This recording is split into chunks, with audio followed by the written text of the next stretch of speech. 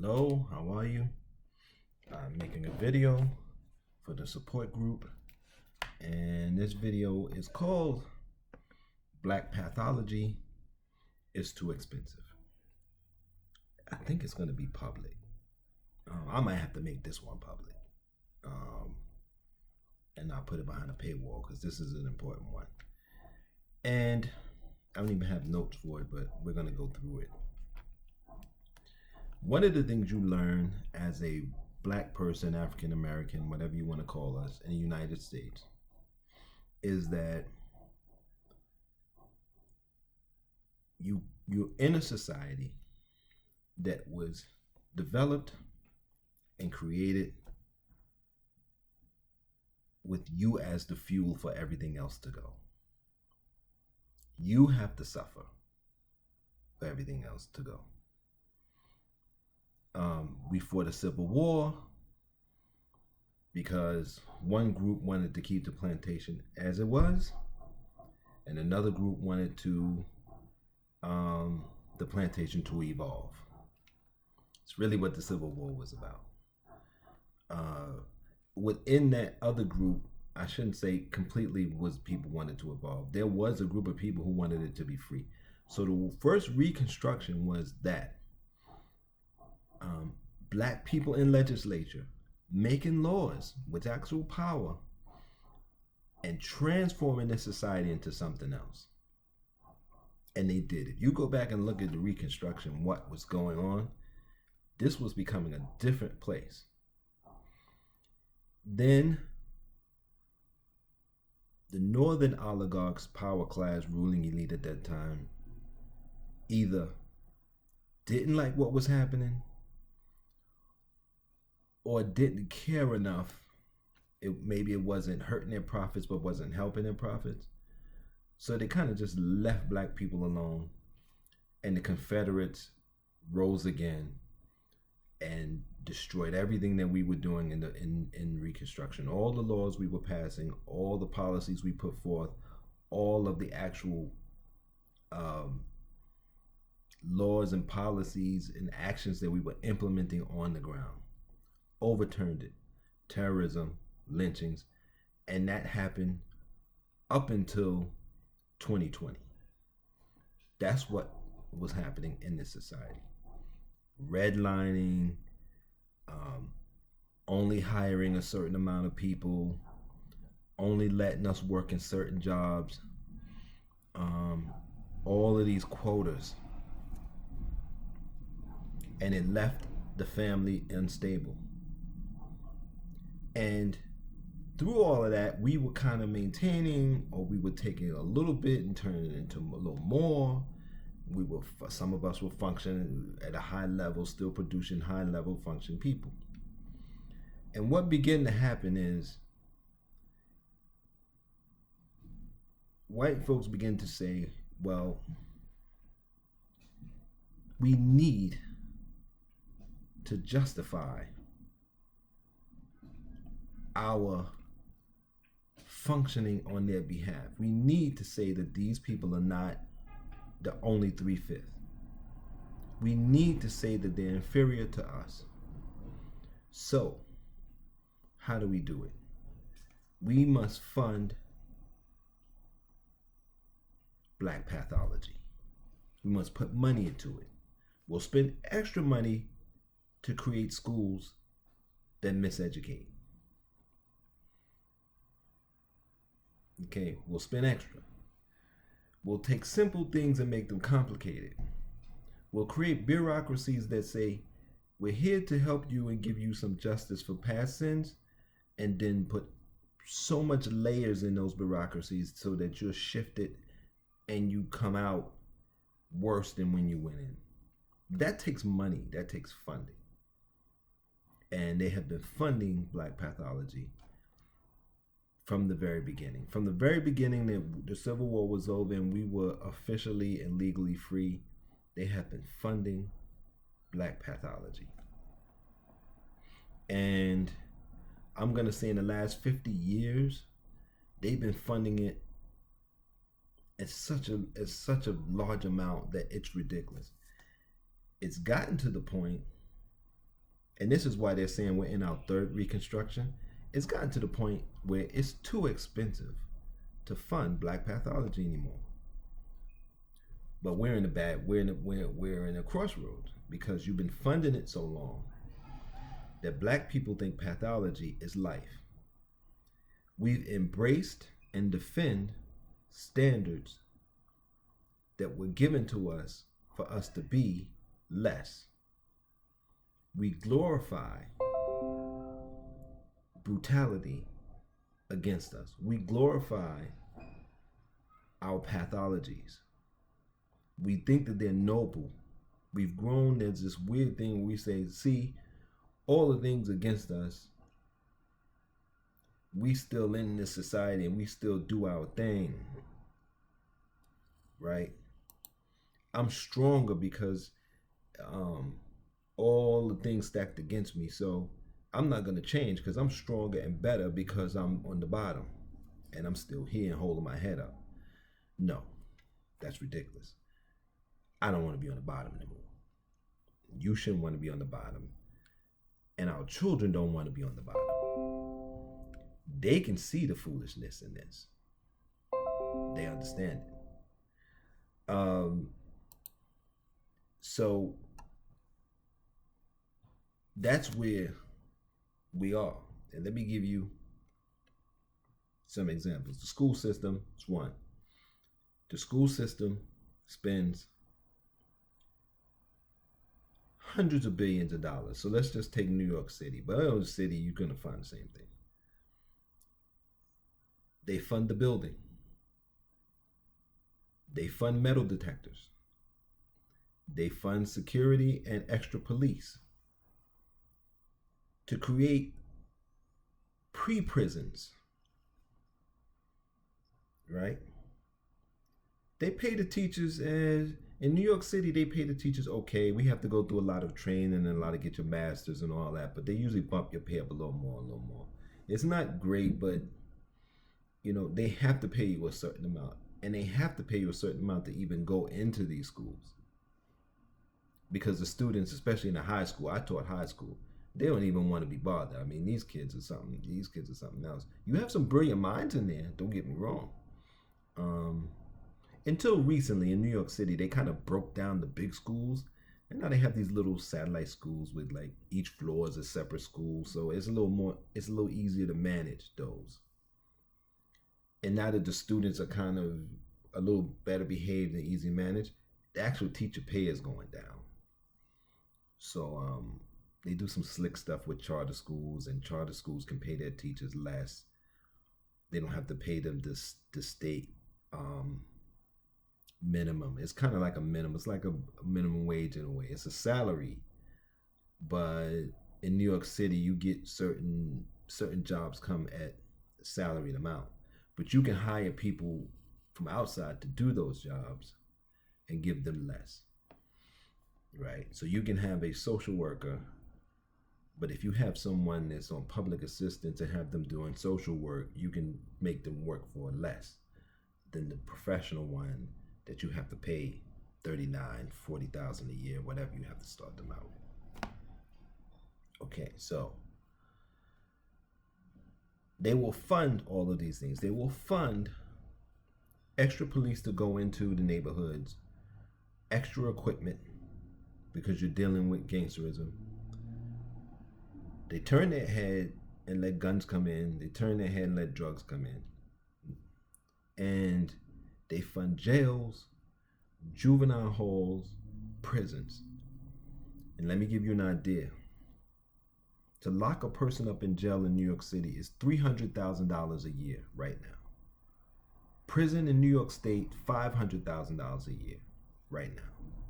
They pay for the prisons, they pay for the food, that pays for the COs. COs are making really good money in New York State, New York City, because it's so dangerous. A lot of COs have been beaten up in the last few years, especially since they can't, and listen to what I'm saying, they can't brutalize the prisoners and the inmates anymore like they used to. So they're vulnerable.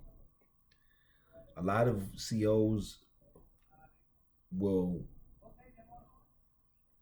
say something to an inmate The inmates jump them, they'll ball up, get beat up, go to the hospital, and now you got to pay them for the rest of their life. And they'll say, "Look, I can't work no more. I'm traumatized. Ribs are broken," and they really break them up, beat up. They're in the hospital. All the stuff's broke. I can't work no more. You have to pay them. So let's just say you're paying a CO. One CO told me they offered to bring him back. He was retired. They was going to pay him $150,000 a year to bring him back. He's like, "Nah, I don't want to work in Rikers no more. I can't do that. I'm not going back." So let's just say they're paying you $100,000, and inmates beat you up. They have to pay you $100,000 for the rest of your life, or the rest of the 25 years, or however many before you retire. And they have to pay another $100,000 to replace you each time inmates beat you up. So this is how expensive it is to fund Black pathology. Schools off the charts, right? You used to be able to fund the school, the miseducation centers, right? Used to be able to do it. You used to be able to give a certain percentage, and it was never 50%, but a certain percentage of Black people jobs, hospital jobs, school jobs, Department of Sanitation jobs, traffic cop jobs, and you would create there's a whole organization called the Department of Homeless Services. All of the Black people work there. When I was homeless, I'm like, oh, that's where all the Black people work. You created a whole department so you can have jobs for them. Complete waste of money. Complete. Billions of dollars are going into this thing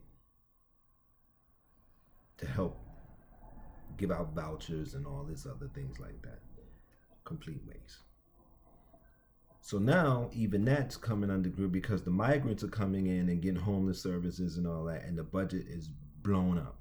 And the mayor is saying, if we don't get federal money, because they can print money forever, if we don't get federal money down here, the city is going to be destroyed. It's going to destroy the city. The city is done. New York City. And you know they're not going to let New York City fall. They're not going to let LA fall. They're not going to let Chicago. They're not going to let these cities fall like that. So we don't know what it means if it's destroyed, if it collapses. Outsiders come in and regulate it. So they've been funding our pathologies, and it's too expensive. So now they want to stop funding it. Now they don't want to promise you a voucher but never give it. You're eligible for food assistance, but they make you go through a strict process. They put a social worker in there to be a gatekeeper to stop you from getting it. So you end up not getting it. Now they've gotten rid of that social worker. They automated them out.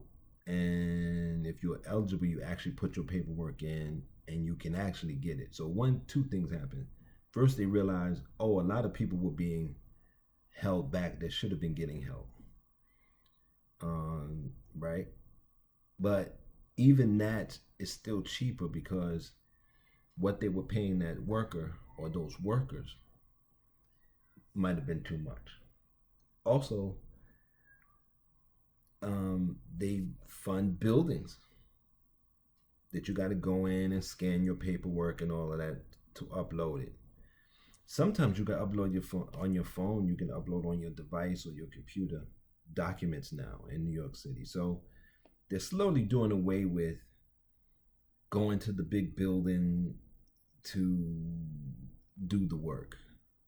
Because again, you got to pay rent in these buildings, you got to maintain the buildings, you got to pay security for the building, you got to pay maintenance for the buildings. All that money was funding Black pathology. Because what we had to do to get the same resources that other people had to do was completely different. We could have nothing else, first of all. Other people were coming through to get help to be better. We had to be stripped down to nothing and given the benefits to stay at nothing. We can't do anything extra. outside of that, or else you lose the benefit. So you've run out of money. And what I realized being in the homeless shelter this year is, and some people in this society who are in positions of power, rather than giving black people the chance and opportunity to grow, they would rather bankrupt this whole society funding our pathologies. They'll rather it all go down to fund our pathologies. And I don't know why. I guess it's because they must justify their treatment of us and our position in our positions in the society. They must justify it. So if they fund our pathologies, they could say, see, look, see how pathological they are. See how they're always nodding off on the corner. See how they're always drinking. See how they can't get themselves together. See how they can't keep the relationships going. Right? See how their children have emotional problems. See how they're overwhelming number of their children. See how they're last on every good list and first on every bad list. See, but they never talk about how they're funding us. They're funding all of the apparatus and the walls and the structures to force us into these pathologies, or at least guide us there, if not force. And one of the things I did was always try to avoid that, but I still ended up with nothing. And the problem they had with me in the shelter was like, Tim, you don't have no problem. You're not an addict. You don't have a criminal record. What are you doing here? And I told them my story. I stood up for myself at work. Oh, okay, yeah. But still, that's all it takes. And I was divorced. That, they said, oh, okay, because black women have more money than black men. So when you lost the security of your wife, bam, now we see why you're here. And then they was able to accept it. But still, at the homeless shelter I was in, there was a lot of staff that was like, it ain't right that he's here. He's a plant. Something's wrong with him. The thing that was wrong with me is I understand that the system was creating pathologies for us and trying to guide us into it, and I tried to stay out of it. So I didn't have any of the behaviors, right? And here's the thing that they don't tell you, and here's why I know what I'm saying is true, is right. If I was a drug addict, I would have gotten an apartment immediately. But because I didn't have those pathologies, I had to wait 3 months before I even applied for a voucher. But if I was a drug addict, alcoholic, I could have got out the shelter 24 hours, 48 hours. All I would have had to do was go to the doctor, say I got a pathology, take the blood test, show I got drugs in my system, boom, bam. They'd have put me in a drug program, put me in an apartment. Right? If you have a record, you can say, oh, well, he has a record, he did something, boom, criminal record, boom, we can put him in a special program and put him in a different halfway house in a different apartment. So they fund our pathology. And when they fund in pathologies, and they've been doing it for 50 years, what happens is young people look and see that person has, Tim doesn't. I'm not going to be like Tim. And it leaves a situation where people like me are weirdos, strange in the community. But I never abandon it. I never go outside of it. And I know all types of black people because I have the degrees. I know the muckety mucks. I'm from the street, so I know them too. And I'm comfortable in all rooms with all different black people. I never judge them.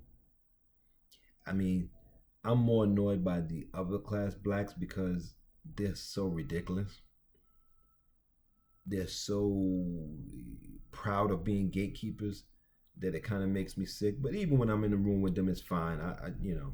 I can talk to them and be with them and things like that. And I can talk to the people from the street because, I can talk to them. So we've become comfortable, and this is the last piece I'm going to get out of here because I didn't mean for this video to go so long. But because they've been funding our pathology for over 50 years, heavy. The war on drugs is one of it. The miseducation is another. There's certain strange concepts that we believe in that are so disconnected from reality that is literally killing us, causing us to have strokes and heart attacks and all these other things. And we won't let go of it because we think it's a value, but it's not. And now that you have a large number of the ruling class saying, okay, we can't keep funding these pathologies anymore. This is costing way too much money. I can't keep paying $3,600 for this person to sleep on a cot. Why should I do that when I could just I could do what Andrew Yang said. I could just give him $1,200 and be like, yeah, take that and shut all this other shit down and say, find something, find a place to live, figure it out. That's in the air. Remember, since in 2020, that's why I said everything changed in 2020, because we actually got a stimulus through unemployment and through stimulus checks. We got, what was it, 1,200 or was it 1,000? I think it was 1,200 every 3 months or something like that. Then the last one we got was 2,000, was 600 and 1,400. Child tax credit came out. Some people did really well. And what wealthy people notice is when you gave everybody a stimulus check, the economy improved because they put that money back into the economy. So now we're stuck. If we take money from funding black pathology, we can give everybody a stimulus check. Black, white, everybody. But then we have black stability.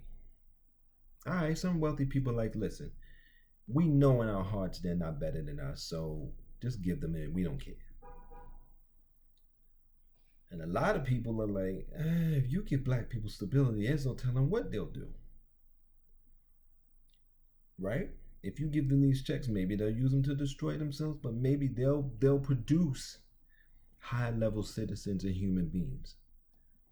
And that's going to throw off the psychological balance of some other people in this society. It's going to throw off the psychological balance of black gatekeepers, the Bill Cosby, the Denzel Washington types that believe, well, we're men, we're the cream of the crop, we're blah, blah, blah.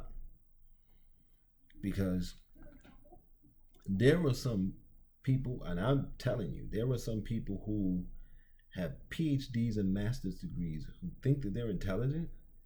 And I met some people at the shelter that would blow those people away just on what they know. They're not in a position to do anything, which really exposes the whole reality that somebody's been funding this pathology. Somebody's been making sure that those people get to that position and these people stay in this position. And I expose that really glaringly by not having the pathologies, but having the knowledge and having it. And it was a lot more people like me coming through the shelter system, and it's like, yo, why, all these black men, he gets high, but still, he shouldn't be in that position. What the hell is this? What the hell is that? So it's been exposed. It's like one of my elders says, 2020 exposed everybody. It exposed everything. And so the battle now is between people who want to keep funding black pathology until we kill and destroy ourselves completely and take ourselves off the planet, which we're doing at a higher number. And some people who are like, look, it just costs too much to keep doing this. Let's just give them some stability so we can have our fun. Because the people with disposable income in this society, they're so far beyond and so far ahead of where your typical black person would ever get to. or your typical working person will ever get to be honest, that it doesn't they're not even worried about us catching up to them. Even if we stabilize ourselves, they're not worried. Even if they gave us reparations, we couldn't catch up to them, because the reparations package is $288,000 per person who can tie one of their parents back to sharecropping days. That's who would get the check.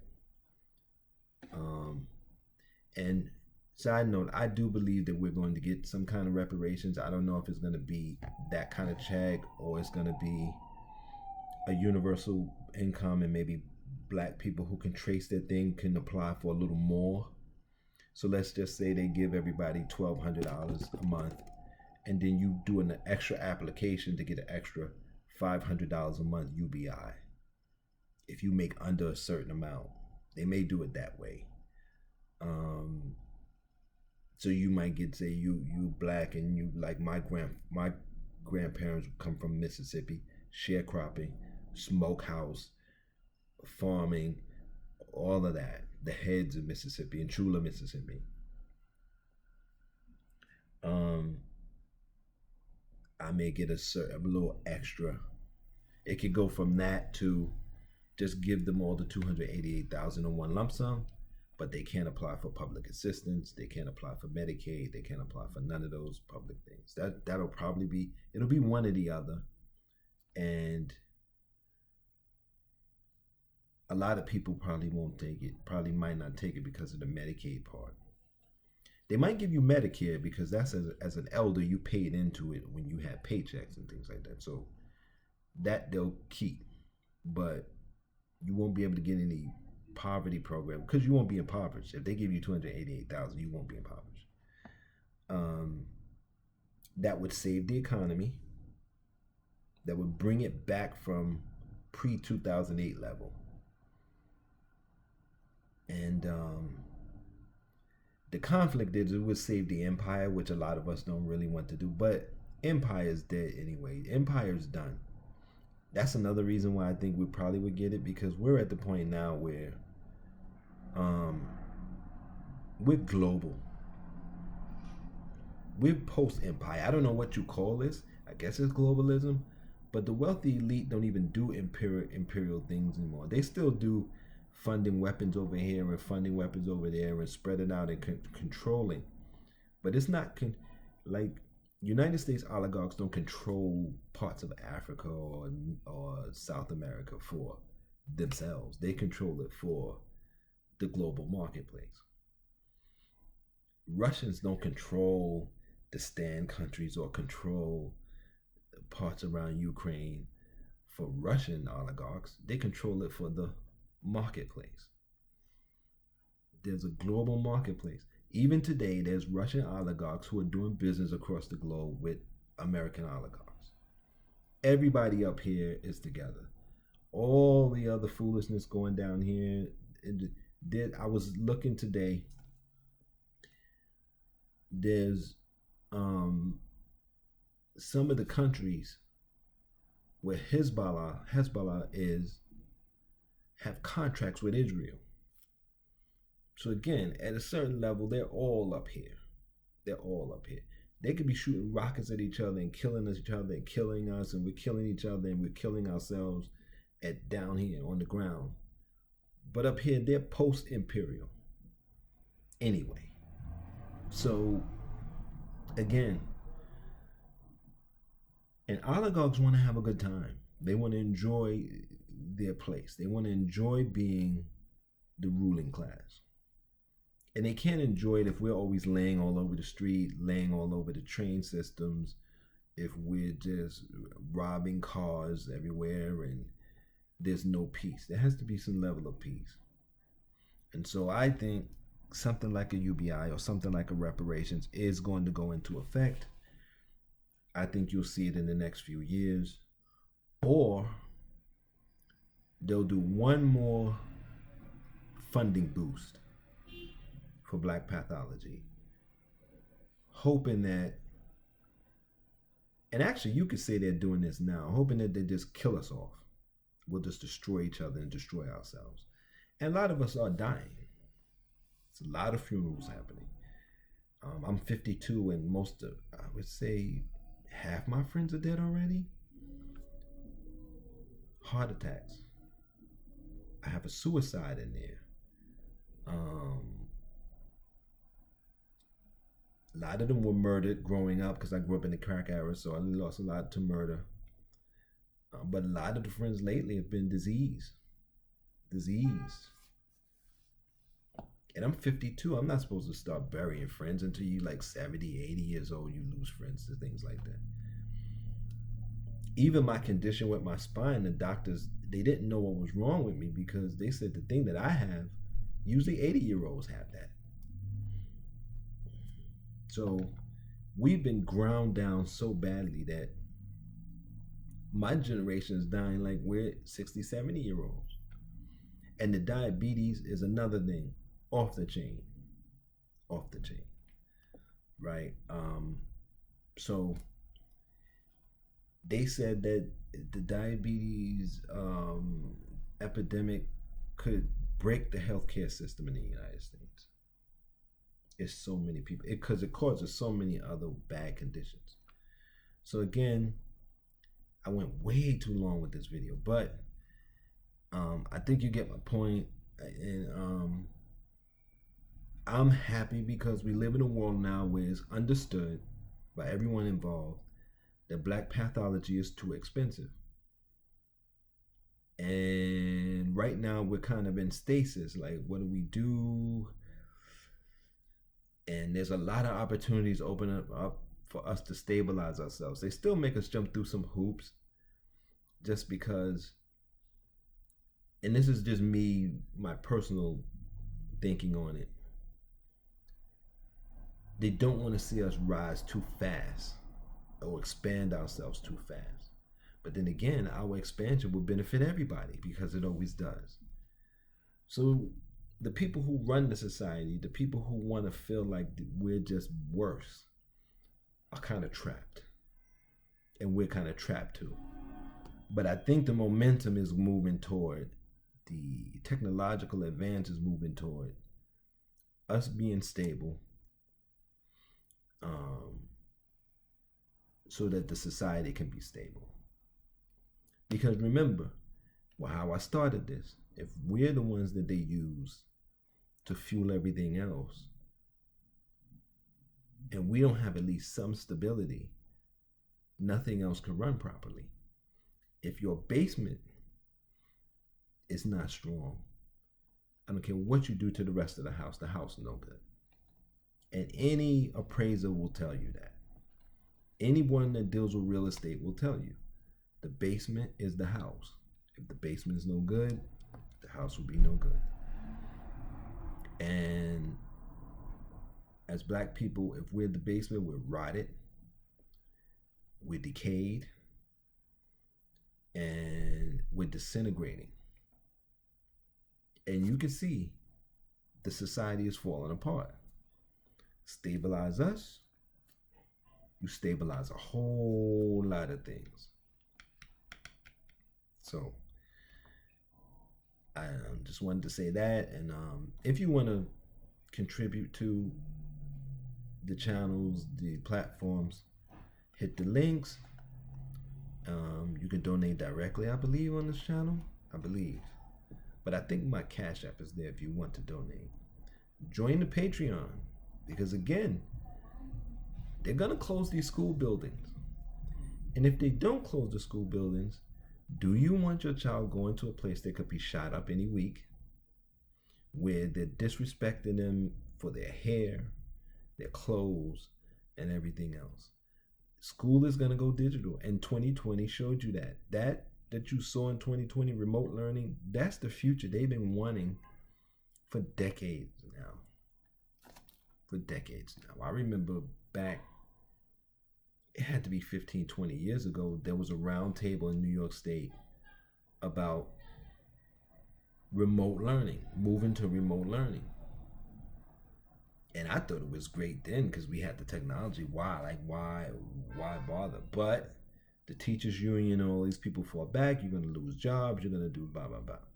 Now, teachers don't even want to go to work anymore. Teachers want to go do remote. So it's going to happen, and you're going to need places that teach you and teach your children. And the Patreon system, look, I got thousands of video, books. Oh, and if you're a producer and want to produce good films, good series, shows, I produce screenplays. I produce song lyrics. If you can sing and you just need lyrics, if you want to produce good songs, I've got all of that stuff in my Patreon page. So I'll see you there. And the reason why I know our people are pathological is because people look at some of these videos and they like what I'm doing, but I have no patrons on my Patreon. 0. But other people who do the equivalent of what I do, who are white, 900 patrons, 400 patrons,